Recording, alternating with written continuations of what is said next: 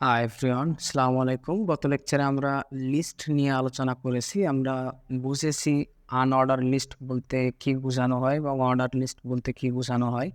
তো চলুন আজকে আমরা আনঅর্ডার লিস্ট তৈরি করা শিখে ফেলি। তো চলে আসলাম আমাদের ভিজুয়াল স্টুডিও কোডে এবং আমরা একটা নতুন ফাইল বা ডকুমেন্ট ক্রিয়েট করব। নাম দিব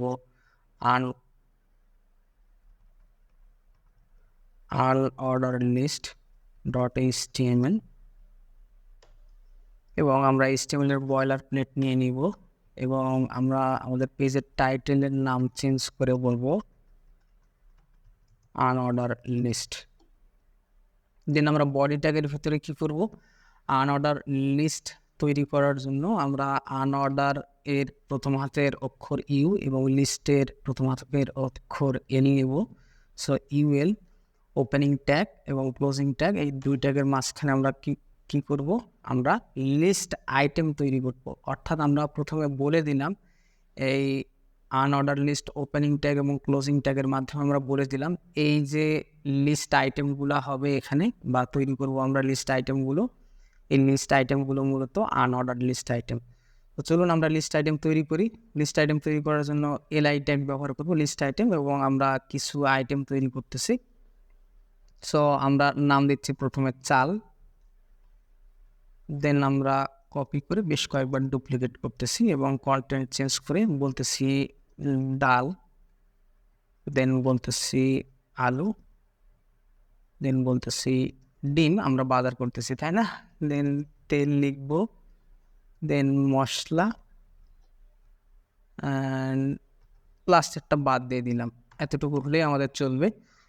সো আমরা যদি আরেকবার রিক্যাপ করি, আমরা আনঅর্ডার লিস্ট তৈরি করার জন্য ইউএল ব্যবহার করব এবং ইউএল এলিমেন্ট বা ট্যাগের ভিতরে নেস্টেড হিসেবে লিস্ট আইটেম ট্যাগ থাকবে এবং আমরা বেশ কয়েকটা আইটেম নিলাম, যেই আইটেমগুলো হচ্ছে চাল, ডাল, আলু, ডিম এবং মশলা।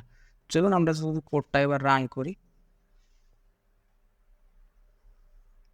তাহলে আমরা দেখতে পাচ্ছি আমাদের আনঅর্ডার লিস্ট তৈরি হয়ে গেছে। চাল, ডাল, আলু, ডিম, তেল এবং মশলা।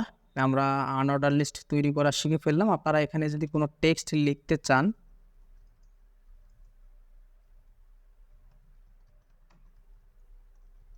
তাহলে সেই টেক্সটটাও কিন্তু আপনারা ব্রাউজারে গেলে দেখবেন যে সেখানে শো করতেছে this is unorder list, but text মূলত লেখা হয় না।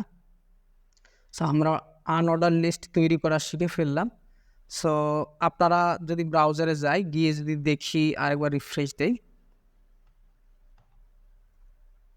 সেভ করে নিই, তাহলে দেখতে পাবো যে বুলেট আইটেম পাশে শো করতেছে। আমরা চাইলে এই বুলেট আইটেমগুলোকে চেঞ্জ করে আমরা সার্কেল আইটেম করতে পারি, স্কোয়ার আইটেম করতে পারি, অথবা কোনো আইটেমই শো করবে না। অর্থাৎ এই যে বুলেট আইটেমগুলো আপনারা দেখতে পাচ্ছেন এগুলোকে আমরা চেঞ্জ করতে পারি। সেটার জন্য আমরা অ্যাট্রিবিউট ব্যবহার করব। অ্যাট্রিবিউট আমরা লিখব কোথায়, আনঅর্ডার লিস্টের ট্যাগ নেমের পাশে একটা স্পেস দিব, নিয়ে অ্যাট্রিবিউটের নাম হচ্ছে টাইপ এবং আমরা টাইপ কি করব, চেঞ্জ করব। টাইপ চেঞ্জ, এখন বাই ডিফল্ট যে টাইপটা দেওয়া আছে সেই টাইপকে বলা হচ্ছে ডিআইএসসি।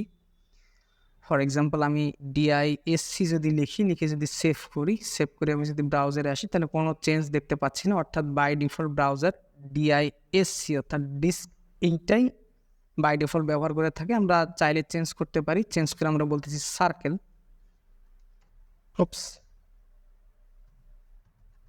সার্কেল লিখে যদি সেভ করি, সেভ করে আমরা দেখতে পাচ্ছি যে এই আমাদের বুলেট পয়েন্ট চেঞ্জ হয়, এখন সার্কেল হয়ে গেছে। তো সার্কেল করতে পারি, দেন আমরা স্কোয়ারও করতে পারি। স্কোয়ার করে যদি আমরা সেভ করে যদি আবার ব্রাউজারে আসি তাহলে দেখতে পাচ্ছি আমাদের এই বুলেট আইটেম এখন স্কোয়ার হয়ে গেছে। আমরা চাইলে কোনো কিছু নাও ব্যবহার করতে পারি, সেক্ষেত্রে আমরা নাম দিতে পারি। আমরা সেভ করে যদি আসি তাহলে দেখতে পাচ্ছি যে কোনো আসলে ডিস্ক আইটেম বা সার্কেল আইটেম বা স্কোয়ার আইটেম এখানে নেই।